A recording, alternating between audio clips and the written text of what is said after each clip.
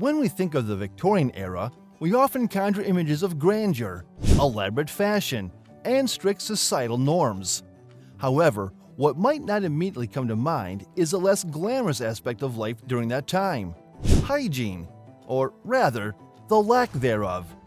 While the Victorians may have excelled in etiquette and opulence, their approach to personal cleanliness and hygiene was often far from ideal. Victorian beauty secrets. In our contemporary world, we have come to associate cleanliness with the daily ritual of a shower. However, during the Victorian era, a different perspective on hygiene prevailed. The luxury of a full-body bath was indulged in only twice a month, while on other days, cleanliness rituals were confined to the essential washing of hands, face, armpits, and even intimate areas using cold water and vinegar. This practice was often necessitated by the limited availability of hot water tubs, which were a privilege reserved for the upper echelons of society. Yet, despite these infrequent baths, the Victorians were not so different from us when it came to their obsession with hair care. However, this was an era still distant from the invention of contemporary shampoos.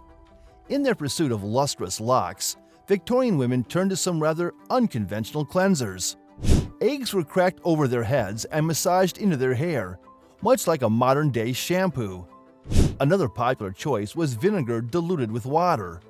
Rum, black tea, and rosemary were also considered normal and effective hair washes.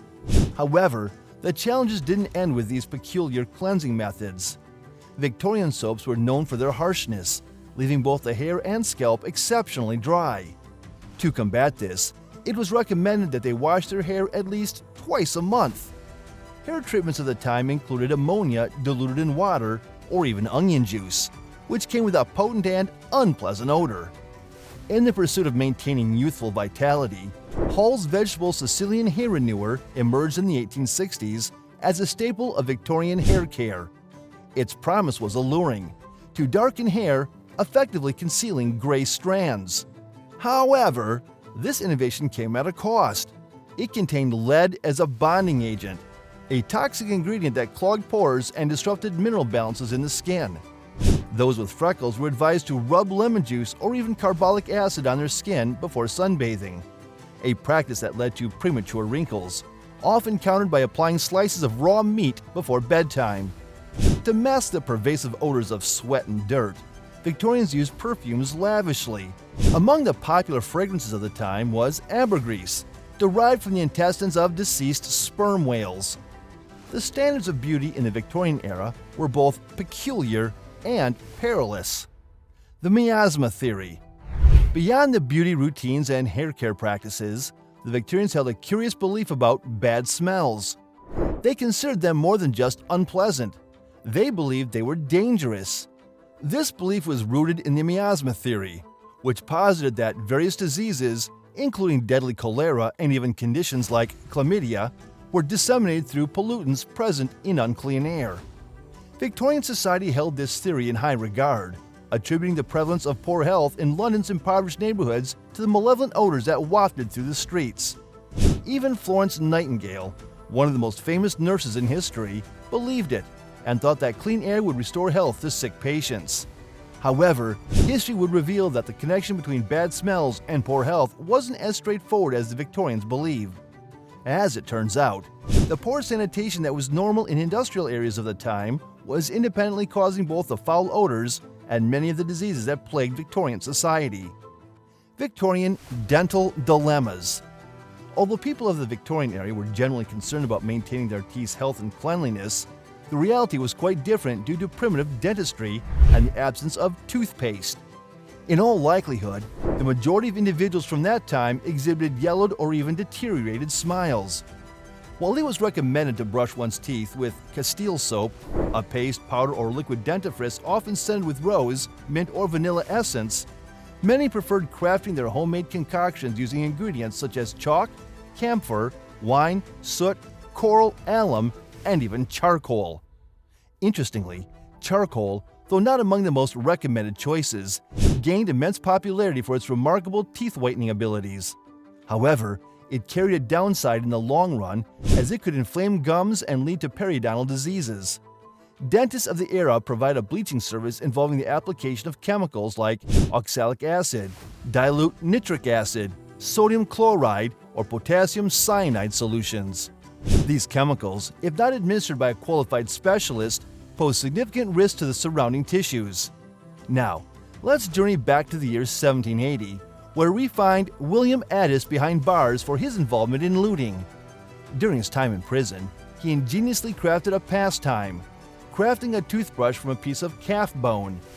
His meticulous work included drilling holes at the top, where he affixed boar hair to a wire. Once released from prison, he ventured into the world of commerce, promoting these groundbreaking toothbrushes and ultimately heralding the dawn of mass-produced toothbrushes. However, it's worth noting that only the middle and upper classes could afford these cutting-edge toothbrushes. The working-class population had to employ their creativity to maintain oral hygiene. Toothbrushes of that era typically featured wooden handles and harsh bristles, offering a less than comfortable brushing experience.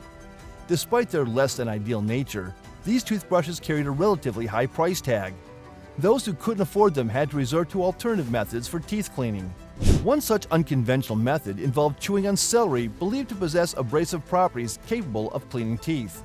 While it certainly trumped having nothing, it wasn't exactly the gold standard for maintaining a pristine set of chompers.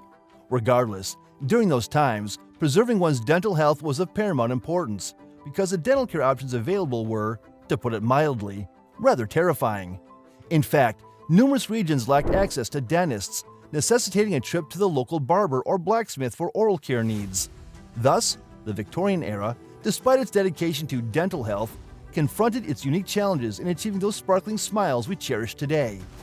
The Great Stink of 1858. During the Victorian era, the River Thames served as a central conduit for London's sewage system. Citizens, devoid of the luxuries of modern plumbing, routinely disposed of their waste by directly depositing it into the river. The river, once a lifeline, had transformed into a cesspool of filth and degradation, emblematic of the darker underbelly of industrialization and urbanization. In 1858, a convergence of factors exacerbated this repugnant crisis. An extended period of scorching heat led to a significant drop in water levels in the Thames, laying bare vast banks of muddy debris to the relentless sun. The consequences of this dire situation reached even the highest echelons of society, as members of Parliament contemplated fleeing to distant towns, such as New Oxford or St. Albans, to evade the noxious fumes that enveloped them. The oppressive odor permeated every corner of the city, and it seemed that no one could escape its foul embrace. This wretched summer of 1858 would forever be etched in history as the Great Stink. Nevertheless, this collective suffering served a pivotal purpose. The Great Stink emerged as a catalyst for change, compelling the city government to confront the glaring inadequacies of its sanitation systems. Out of desperation, innovation was born, and London embarked on an ambitious journey to revamp its sewage infrastructure. Leading the charge was Sir Joseph Bazalgette, a visionary engineer who spearheaded the monumental endeavor of constructing an extensive network of underground sewers, designed to divert waste away from the beleaguered River Thames. This colossal engineering feat not only mitigated the immediate crisis, but also laid the groundwork for modern sanitation in London and, by extension, many other cities across the globe. Victorian era's public health and Listerine's origin. Despite being socially unacceptable during the Victorian era, escort work was a prevalent means of livelihood for women residing in London's most impoverished neighborhoods. This profession, however, came with grave consequences. Sexually transmitted diseases ran rampant during this period, exacerbated by the absence of regular access to contraceptives. Regrettably, these ailments often became an unintended exchange between sex workers and their clients, who would subsequently pass them on to their wives and any other intimate partners. The severity of this crisis reached a tipping point, leading authorities to declare the spread of sexually transmitted diseases a public health hazard. In response, legislation was enacted permitting the detention of escorts by the police for the purpose of mandatory treatment for these infections. Amidst these grim circumstances, a glimmer of progress emerged.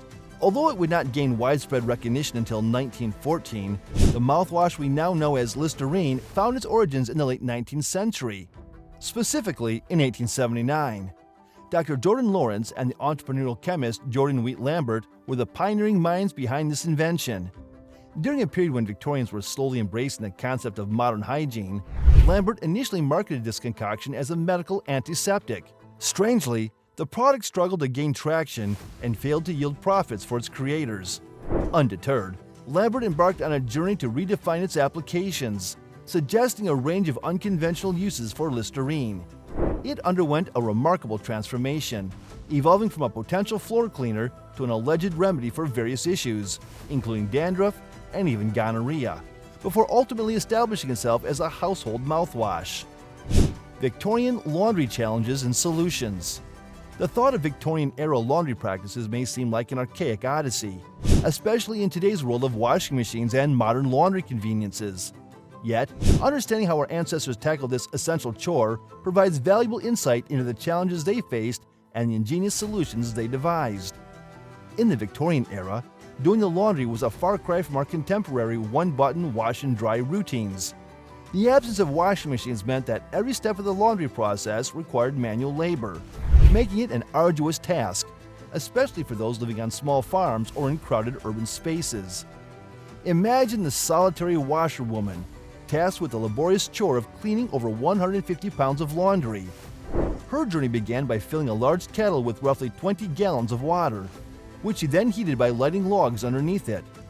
Once the water reached a rolling boil, the soiled clothes were submerged and the real work began. Armed with a specially designed paddle, sometimes as long as 3 feet, she stirred the laundry tirelessly for about 15 minutes, demanding both strength and determination. In the absence of modern laundry products like detergents and softeners, Victorian women had to employ a range of techniques to preserve the cleanliness and whiteness of their garments. Manuals of the time often advised repeating the rinsing process multiple times to banish stubborn stains. The most renowned laundromats kept their secret concoctions to vanquish any form of dirt, while resourceful Victorians experimented with a multitude of unconventional methods.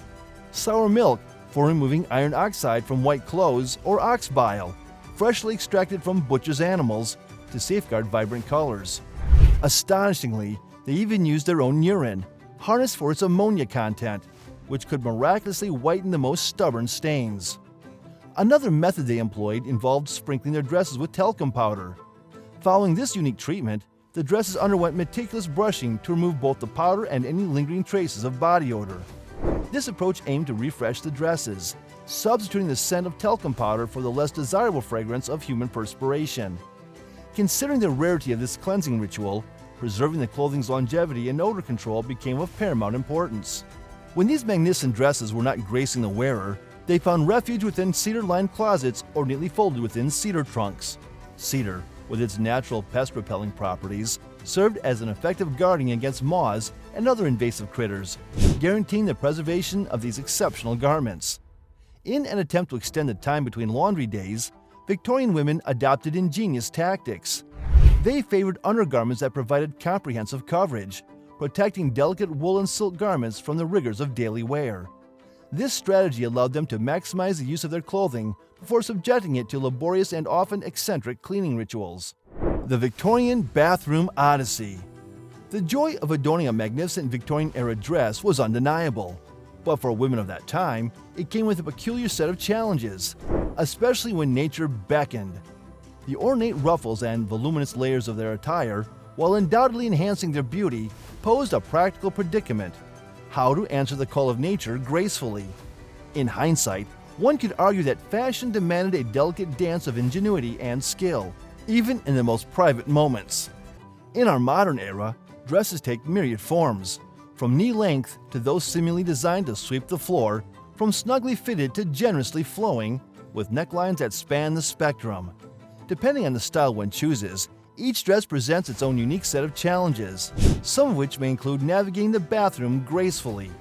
However, the ladies of the Victorian era had fewer options at their disposal, largely owing to the length and weight of their dresses. In those days, women adopted a meticulous routine of eating, drinking, and exercising consistently to train their bodies to conform to a specific schedule for expelling waste, preferably during the hours when they could liberate themselves from their beautiful yet cumbersome attire. Despite their dedication to this regimen, the human body, ever capricious, occasionally defied even the most meticulous planning. During moments of necessity, Victorian women possessed a discreet trick, hidden not up their sleeves, but beneath layers of fabric. They donned wide undergarments, uniquely devoid of the typical crotch, purposely designed with a split. These innovative undergarments granted them the ability to respond to nature's call by deftly raising their long, voluminous skirts and seamlessly assuming a characteristic squatting posture. Now, you may wonder, if the act of relieving themselves required both hands to lift their elaborate dresses, how did they manage the ensuing cleanup? The answer, as it turns out, was rather pragmatic. If a lady had only urinated, there was little fuss about post-procedure cleanliness.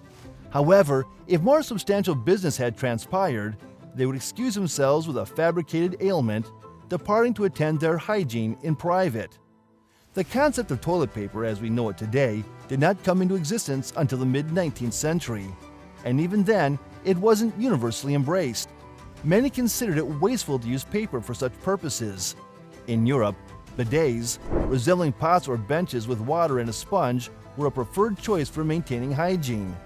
Meanwhile, in America, magazines, newspapers, or believe it or not, moistened corn cobs were go-to solutions for the fastidious task of cleanliness. Looking back, folks, the way the Victorians handled hygiene might strike you as downright peculiar in comparison to our modern standards. However, delving into their world gives us a deeper understanding of the struggles they faced and the innovative solutions they crafted, ultimately leading to the hygiene and healthcare progress that defines our lives today. Thank you for watching this video to the end. Remember to subscribe to this channel, hit the like button, and share the video.